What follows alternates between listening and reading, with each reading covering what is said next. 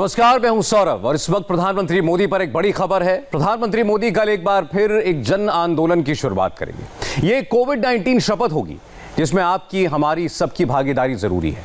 कल प्रधानमंत्री भी एक प्रण लेंगे और आपको भी एक प्रण लेना है। लेकिन आज हम बात कर रहे हैं उस शपथ की जो नरेंद्र मोदी ने आज ही के दिन गुजरात में ली थी। सियासत को बदलने वाली 7 अक्टूबर की तारीख थी। वो साल 2001 था और शपथ ग्रहण समारोह नरेंद्र दामोदर दास मोदी का था। तब से लेकर आज तक पहले गुजरात और फिर पूरे भारत पर मोदी राज कायम है। किसी भी लोकतंत्र में नरेंद्र मोदी ऐसे पहले नेता हैं जिन्होंने इतने दिनों तक सत्ता चलाई और अपनी लोकप्रियता भी बनाए रखी। हूँ नरेंद्र दामोदर दास मोदी ईश्वરના નામે સોગંદ લઉં છું ઈશ્વરના નામે સોગંદ લઉં છું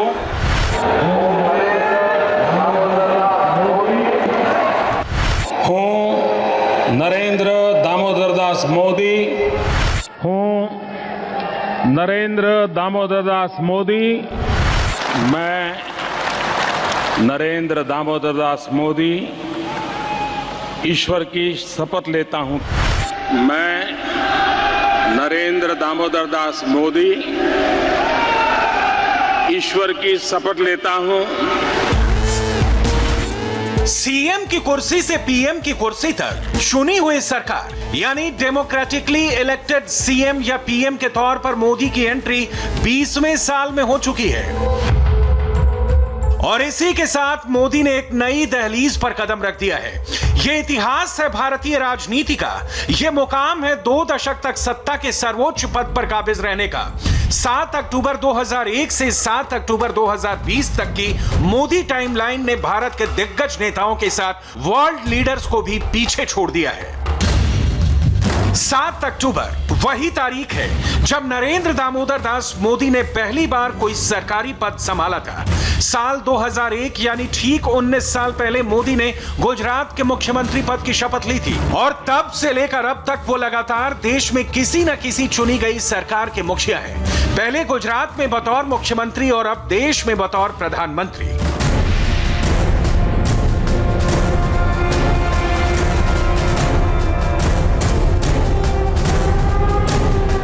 सवाल यह है कि गुजरात के सीएम से भारत के पीएम तक नरेंद्र मोदी भारतीय राजनीति के अजेय योद्धा कैसे बन गए।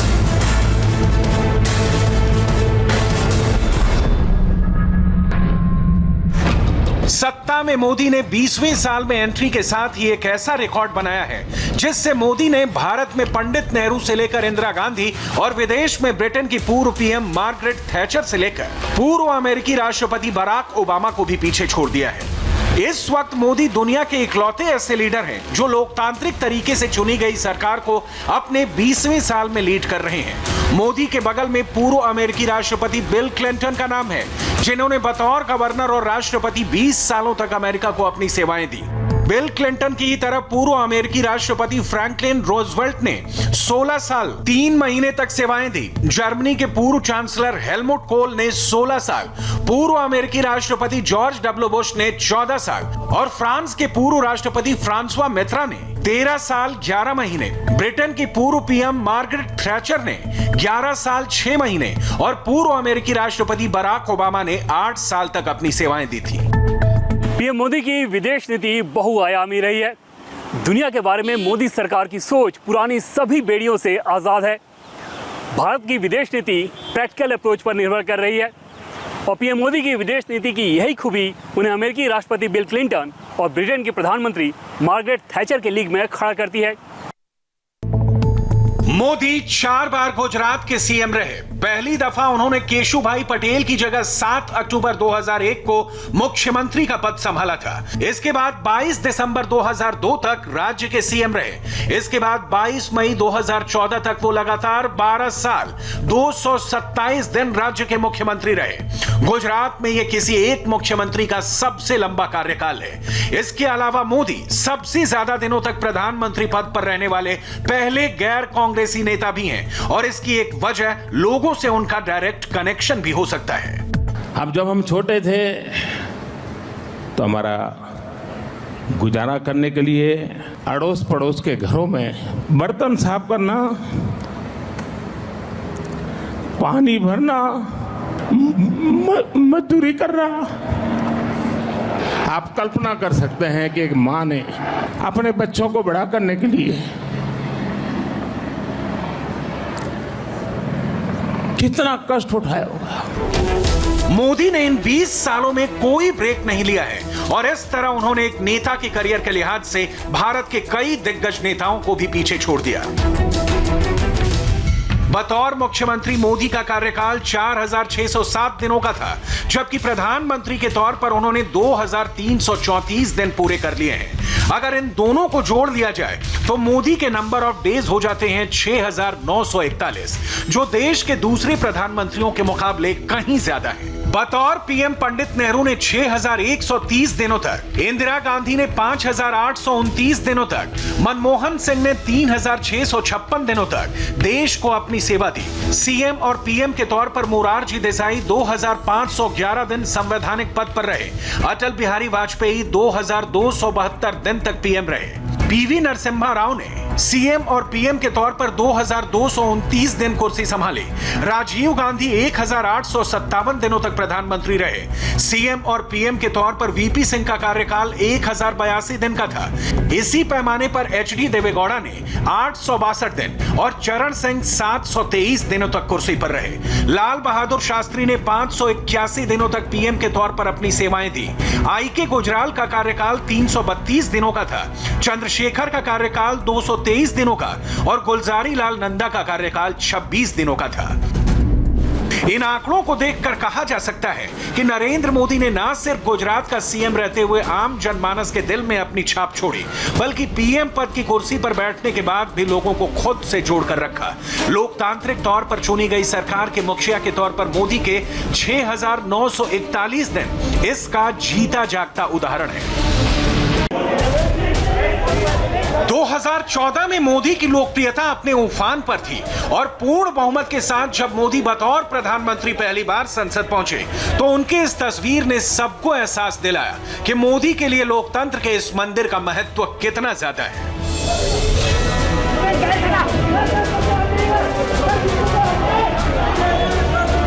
– 2014 से 2019 तक प्रधानमंत्री के तौर पर मोदी ने भारत की ताकत का एहसास दुनिया को कराया। 2020 में दुनिया ने भारत से सीखा कि कोरोना को कैसे हराना है।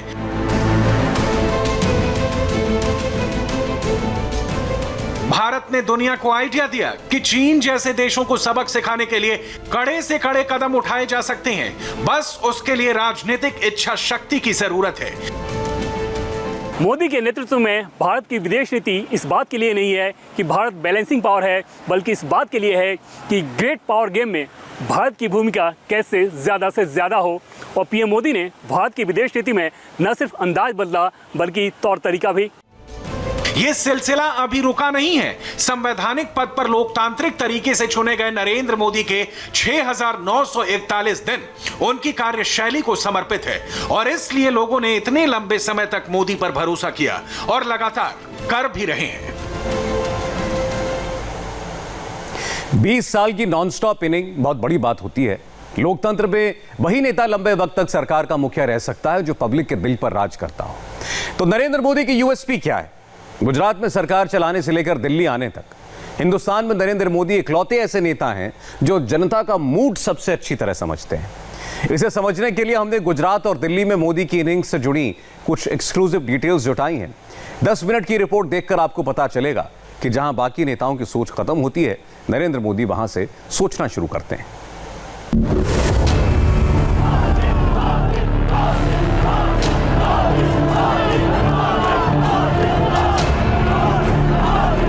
क्या आने वाले वक्त में नरेंद्र मोदी को हराना इम्पॉसिबल है?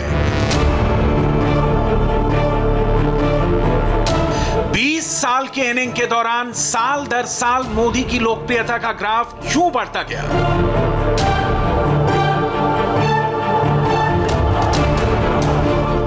सियासत की दुनिया में नरेंद्र मोदी ने खुद को सबसे खरे और चमकदार सिक्के के तौर पर स्थापित कैसे किया? क्या परंपरागत सोच से इतर नए आइडिया से भरपूर नई सोच मोदी की लंबी और सॉलिड इनिंग की सबसे बड़ी वजह है? सपनों के लिए मेरा माता मिलो। सपना पहुंच में होना चाहिए, पकड़ में नहीं होना चाहिए। हर बार कोशिश करनी पड़े, हाँ अभी पकड़ूंगा, यूं कर दिया और पकड़ में आ जाए वो सपना नहीं हो सकता है दोस्तों। जिसके लिए कोशिश करे तब पकड़ में आए वो सपना है। राजनीति की जिस पिच पर जनता की उम्मीदों पर खरा उतरना सबसे मुश्किल होता है, जिस पिच पर विरोधियों से निपटना सबसे चुनौतीपूर्ण होता है, मोदी ने राजनीति की उसी पिच पर नए कीर्तिमान गढ़े हैं।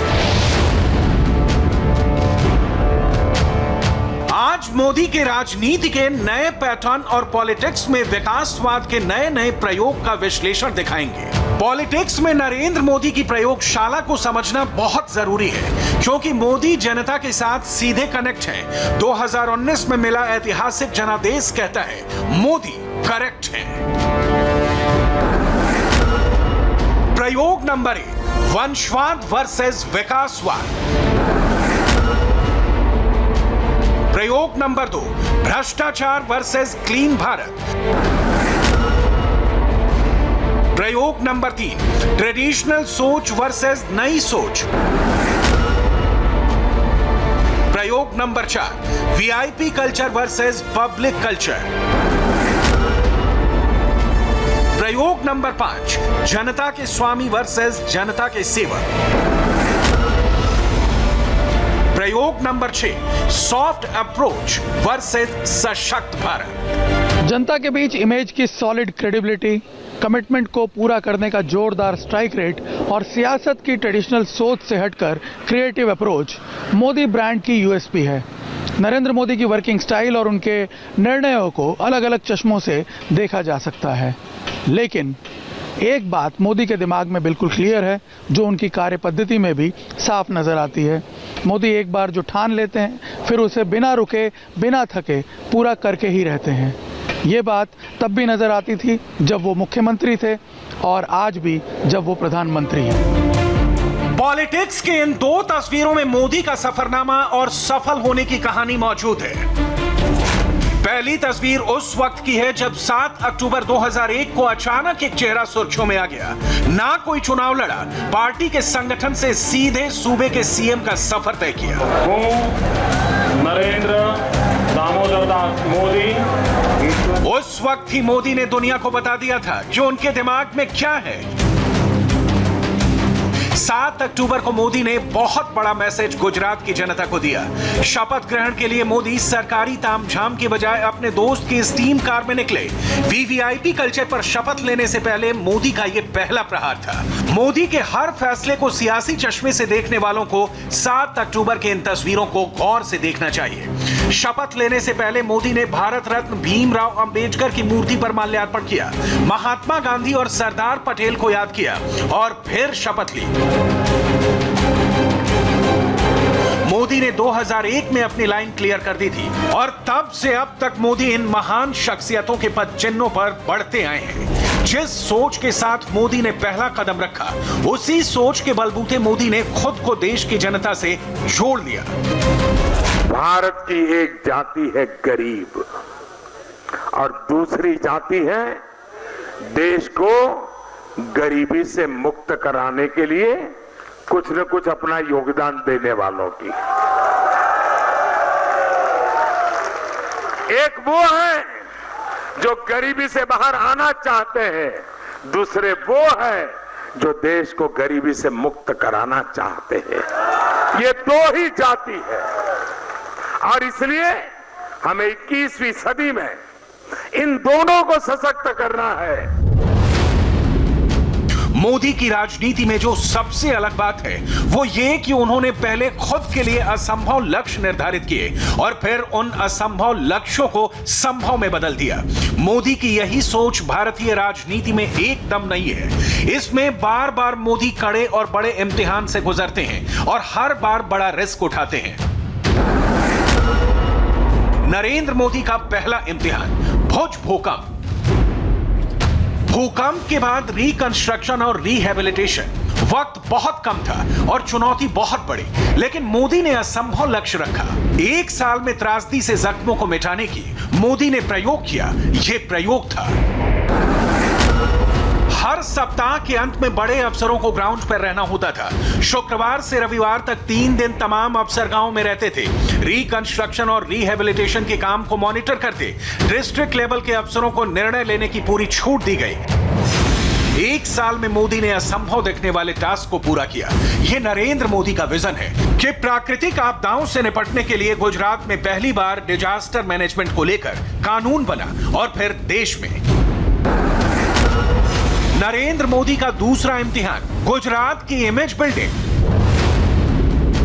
मोदी ने $5 ट्रिलियन इकोनॉमी का लक्ष्य रखा। यह लक्ष्य भी लोगों को असंभव लगा। ठीक वैसे ही जब नरेंद्र मोदी ने साल 2003 में पहले vibrant Gujarat global investor summit का आयोजन किया। यह नया प्रयोग था और इस प्रयोग के चलते समिट के दौरान $14 बिलियन के 76 MOU साइन किए गए। वाइब्रेंट गुजरात का प्रयोग आज मेक इन इंडिया और आत्मनिर्भर भारत के पीछे का कॉन्सेप्ट है।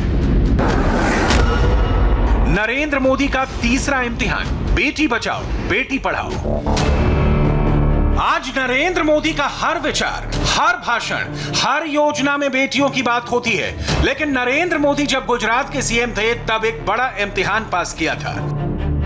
एवरी ईयर 13, 14, 15 जून जबकि मेरे गुजरात में 45 डिग्री टेम्परेचर होता है, मैं खुद गांव जाता हूं क्योंकि 15 जून को स्कूल शुरू होते हैं। तो 13, 14, 15 जून मैं गांव जाता हूं। मैं उस गांव में जाता हूं जहां मिनिमम एजुकेशन है। फिर मेरे ऑल मिनिस्टर्स जाते हैं, ऑल IAS अफसर जाते हैं, ऑल IPS अफसर जाते हैं, ऑल IFS फॉरेस्ट सर्विस अफसर जाते हैं। वो मेरी पूरी टीम 800 लोगों की है। मैं खुद घर घर जाकर के बच्चों को स्कूल ले जाने के लिए अभियान चला रहा हूं। मोदी का विजन एकदम क्लियर है। वो कोई भी निर्णय अचानक नहीं करते। निर्णय के पीछे पूरा होमवर्क होता है। स्टैच्यू ऑफ यूनिटी से जुड़ा ऐसा ही एक सच है।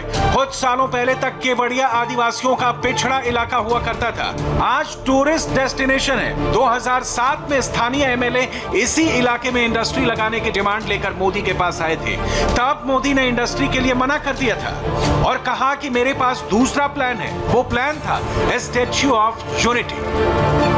कुछ साल पहले तक केवड़िया गुजरात का अति पिछड़ा इलाका माना जाता था और करीब 10-12 साल पुरानी बात है जब यहाँ के विधायक मुख्यमंत्री नरेंद्र मोदी के पास पहुंचे थे कि इस इलाके के विकास के लिए यहाँ पे इंडस्ट्रीज वगैरह लगाई जानी चाहिए। तब मोदी ने उन्हें साफ मना कर दिया था कि इंडस्ट्रीज तो यहाँ नहीं लगेगी, लेकिन कुदरती सौंदर्य के बीच बसे इस इलाके का विकास इस तरह से होगा कि यहाँ पे अपॉर्चुनिटीज़ ही अपॉर्चुनिटीज़ होंगी। और उसके बाद 2018 में आप देख सकते हैं नरेंद्र मोदी का जो ड्रीम प्रोजेक्ट था स्टैच्यू ऑफ यूनिटी का, उसने यहाँ आकार लिया और 2 साल में ही देखते देखते इन सतपुड़ा और विंध्याचल की पहाड़ियों के बीच ये इलाका इस तरह से डेवलप हुआ है कि आज देश का सबसे बड़ा टूरिस्ट स्पॉट बन चुका है।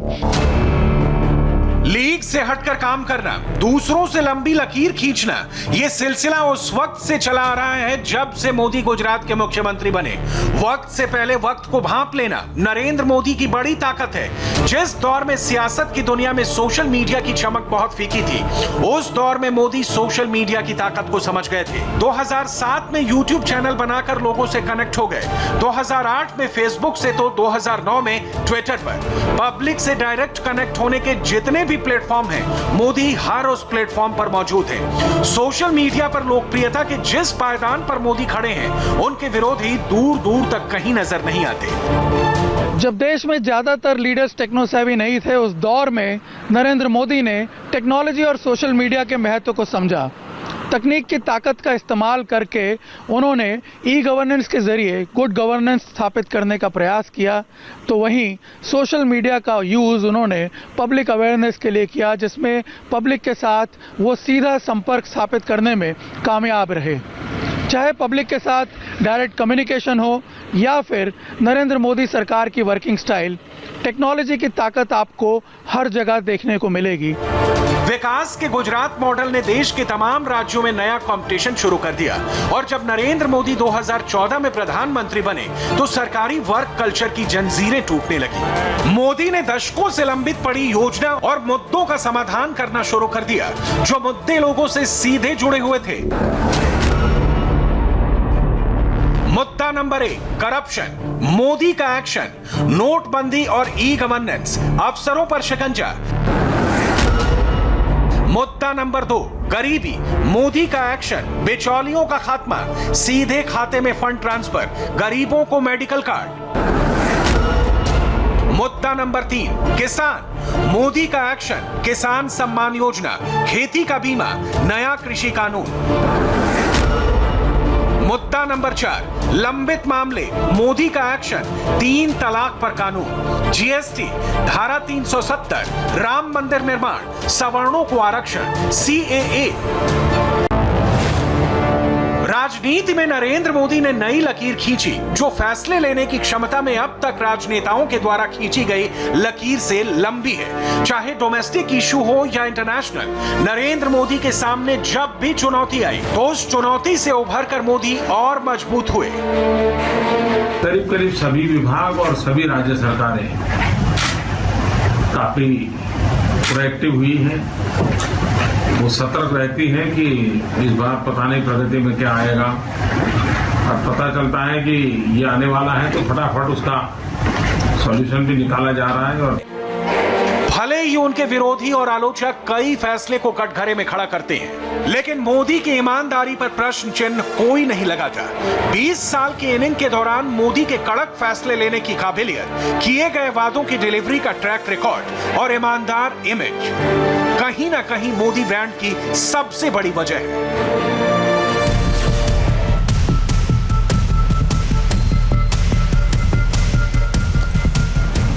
और आज की एक और बड़ी खबर आई मुंबई से। 28 दिन के बाद रिया चक्रवर्ती अपने घर पहुंची हैं। आज बॉम्बे हाई कोर्ट ने रिया पर 70 पन्नों का बेल ऑर्डर जारी किया और हमने इस पूरे ऑर्डर को बहुत गौर से पढ़ा है और उसके बाद आपको हम बताने जा रहे हैं कि रिया को जमानत क्यों मिली है। बहुत से लोग आपको बता रहे होंगे कि जमानत शर्तों के साथ मिली, लेकिन जजमेंट पर आधारित सबसे पुख्ता रिपोर्ट हमारे पास है और इसमें उन तमाम पॉइंट्स का जिक्र है जिनके बिना पर रिया चक्रवर्ती को आज रिहा किया गया।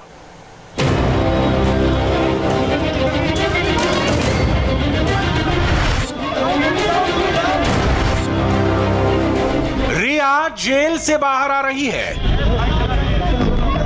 लेकिन बहुत ही सख्त शर्तों के साथ।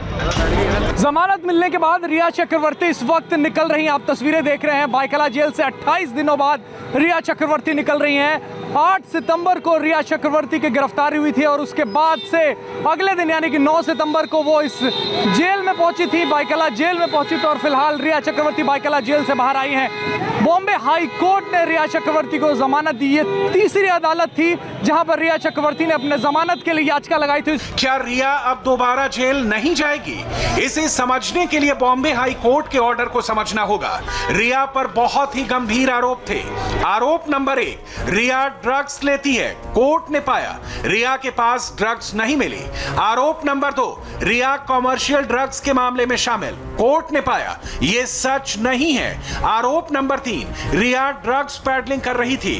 कोर्ट ने पाया रिया ड्रग डीलर्स की चेन का हिस्सा नहीं थी। आरोप नंबर 4, रिया केस को प्रभावित कर सकती है। कोर्ट ने कहा रिया का कोई आपराधिक इतिहास नहीं है। 27 की वो धारा थी जिसकी वजह से रिया चक्रवर्ती को जमानत नहीं मिल रही थी, लेकिन आज बॉम्बे हाई कोर्ट ने जब अपना फैसला सुनाया रिया की जमानत पे, तब उन्होंने कहा कि 27 इस केस में लगाया गया है वो ठीक नहीं है। साथ ही कई और दूसरे ऑब्जर्वेशन जो बॉम्बे हाई कोर्ट ने किए हैं वो रिया चक्रवर्ती के फेवर में गए हैं। रिया को तो जमानत मिल गई, लेकिन उसके भाई शौविक को बेल नहीं मिली है और यही एक एंगल जिसकी वजह से सुशांत सिंह राजपूत के केस को लेकर जांच में नई बातें सामने आ सकती हैं। ऐसा माना जा रहा था कि रिया समेत सभी आरोपियों की हिरासत 14 दिनों के लिए बढ़ाई जा सकती है। इसी बीच रिया चक्रवर्ती और उसके भाई शौविक चक्रवर्ती ने हाई कोर्ट में बेल एप्लीकेशन फाइल की, जिसमें रिया चक्रवर्ती को तो हाई कोर्ट से जमानत मिल गई, लेकिन शौविक चक्रवर्ती की जमानत याचिका हाई कोर्ट ने खारिज कर दी। रिया के दोबारा जेल जाने के चांस कितने हैं, इसे समझने के लिए शौविक पर दिए गए ऑर्डर को समझिए। कोर्ट ने कहा है कि अब तक जो सबूत मिले हैं उससे पता चलता है कि शौविक कई ड्रग्स डीलर के संपर्क में था और उनसे लेन देन करता था। जांच एजेंसी के पास इतने सबूत हैं जो बताते हैं कि शौविक ड्रग्स डीलर्स के गिरोह का हिस्सा है। इसलिए शौविक एक ऐसा एंगल है जिसके ड्रग्स नेटवर्क की जांच आगे इस केस में और परतें खोल सकती है। शौविक की जांच में अगर रिया को लेकर नई बातें सामने आई तो रिया फिर मुश्किल में पड़ जाएगी। हालांकि अब तक मुंबई पुलिस से लेकर सीबीआई के पास केस गया, लेकिन रिया को लेकर कुछ नहीं मिला। ईडी ने भी जांच की, पैसों के हेरफेर के इल्जाम में भी कुछ हाथ नहीं लगा। वहीं एम्स ने भी रिपोर्ट दे दी है कि सुशांत ने खुदकुशी की थी, उसकी हत्या नहीं हुई। और अब ड्रग्स का केस जिसकी जांच एनसीबी ने की, अब उसमें भी रिया को जमानत मिल गई है। हम सब बहुत खुश है और आभारी है हाईकोर्ट के जज साहब को, उन्होंने की कंसिडर किया उसको बेल देने की। रिया चक्रवर्ती किसी हाल से भी एक दिन भी कस्टडी में जाना नहीं चाहिए था, लेकिन एनसीबी वालों ने फर्जी केस बना के उसको इलीगल केस में अरेस्ट करा के भेजा है कस्टडी में, और ultimately truth has prevailed. The truth is that she is innocent and she is not guilty of any offence. Rhea को मिली जमानत के पीछे भी कुछ कंडीशन है और रिया को ये तमाम कंडीशन पूरी करनी होगी। पहली शर्त, कोर्ट ने कहा कि रिया को 10 दिनों में एक बार सांता क्रूज पुलिस स्टेशन जाकर हाजिरी लगानी होगी। दूसरी शर्त, रिया को जब भी पूछताछ के लिए बुलाया जाएगा उसे हाजिर होना पड़ेगा। तीसरी शर्त, रिया को अपना पासपोर्ट भी जमा करना होगा। चौथी शर्त, रिया बिना कोर्ट की इजाजत के विदेश नहीं जा सकती। पांचवी शर्त, रिया को मुंबई छोड़ने से पहले भी जांच अधिकारी को बताना पड़ेगा। रिया की बेल ऑर्डर कॉपी हमारे पास है। ये ऑर्डर कॉपी कुल 70 पेजेस की है। इनमें से एक पेज सबसे ज्यादा अहम है। इस पेज के हर एक शब्द को आपको बड़े ही गौर से देखना चाहिए। इस रिपोर्ट को देखकर बहुत सी बातें साफ होंगी कि क्या रिया दोबारा जेल जा सकती है। क्रिमिनल बेल एप्लीकेशन नंबर 2386, इस अर्जी पर बॉम्बे हाई कोर्ट ने जो ऑर्डर दिया उसके पेज नंबर 66 पर चलिए। इसी पेज पर रिया चक्रवर्ती को लेकर कोर्ट ने सबसे अहम बात की है। रिया चक्रवर्ती को लेकर बॉम्बे हाई कोर्ट ने क्या कहा? जज सारंग कोतवाल ने ऑर्डर की कॉपी पढ़ते हुए किन बातों पर जोर दिया जो ड्रग रैकेट के आरोपों में घिरी रिया चक्रवर्ती के लिए राहत बनकर आई? इस बात पर गौर करना, इस बात को समझना बेहद जरूरी है। रिया के बेल ऑर्डर को समझने के लिए चलते हैं इस कॉपी के 66वें और 67वें पन्ने पर। बेल ऑर्डर के 66वें पन्ने पर 70वें पॉइंट को गौर से देखिए। इसमें साफ साफ लिखा है कि जांच एजेंसी यानी एनसीबी ये बात साबित नहीं कर पाई कि रिया के पास से या फिर सुशांत के घर से ड्रग्स बरामद हुई है। इस स्टेज पर यह साबित करने के लिए कुछ भी नहीं है कि रिया कॉमर्शियल ड्रग्स के अपराध में शामिल थी। इसलिए हमें लगता है कि रिया 27A या कॉमर्शियल क्वांटिटी के ड्रग्स के मामले में दोषी नहीं है।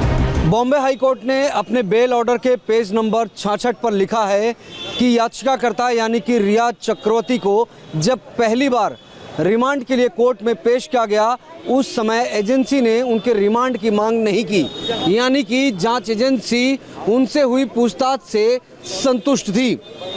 ऐसे में एजेंसी द्वारा रिया चक्रवर्ती की रिमांड न मांगना जाहिर करता है कि रिया चक्रवर्ती ने पहली बार पूछताछ के समय एजेंसी को पूरी तरह से सहयोग किया था। इसके बाद पेज नंबर 67 देखिए और इसमें बॉम्बे हाई कोर्ट ने एनसीबी की जांच पर बहुत बड़े सवाल उठा दिए हैं। बेल ऑर्डर के 3 पॉइंट 71, 72 और 73 को गौर से समझने की जरूरत है। इसमें लिखा है कि रिया का कोई पुराना आपराधिक इतिहास भी नहीं है, वो ड्रग डीलर्स की चेन का हिस्सा भी नहीं है। पॉइंट नंबर 72 में कोर्ट ने एनसीबी को एक तरह से फटकारते हुए कहा है कि रिया केस को प्रभावित कैसे कर सकती है, उसका कोई आपराधिक इतिहास नहीं है और जांच एजेंसी ने पूछताछ के लिए उसकी हिरासत भी नहीं मांगी थी। बॉम्बे हाई कोर्ट ने कहा है कि जमानत मिलने पर रिया चक्रवर्ती जांच में कोई गड़बड़ कर सकती हैं, इस बात का कोई भी मजबूत आधार नहीं है।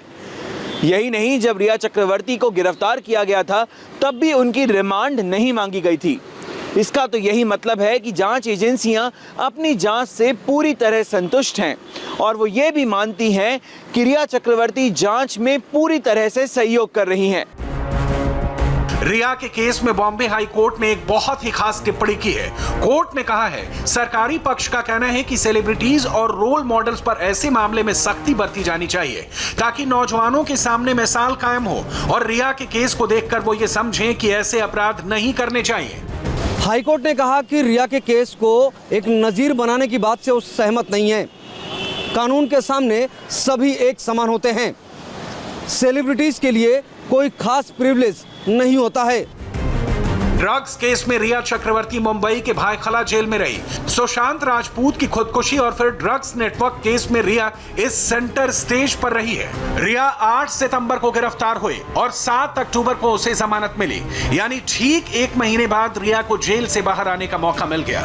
लेकिन रिया के साथ और कौन है जिन्हें जेल से छुटकारा मिला है और कौन अब भी जेल में रहेंगे, अब ये देखिए। सुशांत सिंह राजपूत के स्टाफ रहे सैमुअल मिरांडा और दीपेश सावंत को भी बॉम्बे हाई कोर्ट से बेल मिल गई है, लेकिन ड्रग पैडलर अब्दुल बासित की जमानत अर्जी खारिज कर दी गई है और शौविक के बारे में हम आपको बता ही चुके हैं। इन सभी को ड्रग्स के मामले में एनसीबी ने गिरफ्तार किया है। 8 सितंबर को जब रिया को गिरफ्तार किया गया, उसके बाद ड्रग्स केस में पकड़े गए 18 लोगों की हिरासत को 22 सितंबर तक बढ़ा दिया गया था। इसके बाद इसे बढ़ाकर 6 अक्टूबर तक कर दिया गया। रिया, सैमुअल मिरांडा और दीपेश सावंत के अलावा अब भी कई आरोपी हैं जिनकी जांच जारी है और उनमें से एक रिया के भाई शौविक को लेकर अब भी कई नई बातें सामने आ सकती हैं। शौविक को अब 6 अक्टूबर तक जेल में ही रहना पड़ेगा। रिया के साथ साथ सैमुअल मिरांडा और दीपेश सावंत को भी जमानत मिल गई। अदालत ने माना कि एनसीबी के पास रिया, सैमुअल और दीपेश के खिलाफ उतने पक्के सबूत नहीं हैं जिसकी वजह से उनकी जमानत याचिका को खारिज किया जा सके। और बिहार चुनाव से जुड़ी हुई एक बड़ी खबर है, देखते हैं एक ब्रेक के बाद।